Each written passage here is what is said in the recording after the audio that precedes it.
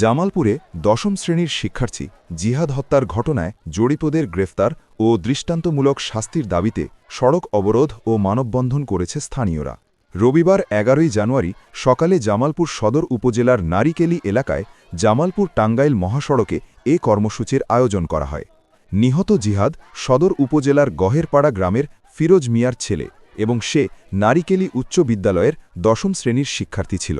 গহেরপাড়ার সর্বস্তরের জনগণ ও নারিকেলি উচ্চ বিদ্যালয়ের শিক্ষার্থীদের ব্যানারে আয়োজিত এই মানববন্ধন ও সড়ক অবরোধে অংশ নেন এলাকাবাসী। কর্মসূচিতে বক্তব্য রাখেন নিহত জিহাদের মা তাহমিনা আক্তার শোভা, বাবা ফিরোজ মিয়া, বড় ভাই অনন্ত, চাচাতো ভাই সাকিসহ আরও অনেকে।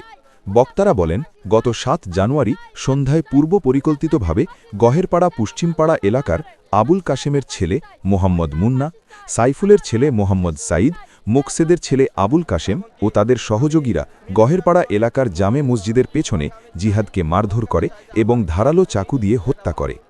এ ঘটনায় মামলা দায়ের করা হলেও দীর্ঘ সময় পেরিয়ে গেলেও সব আসামিকে গ্রেফতার না করায় ক্ষোভ প্রকাশ করেন তারা।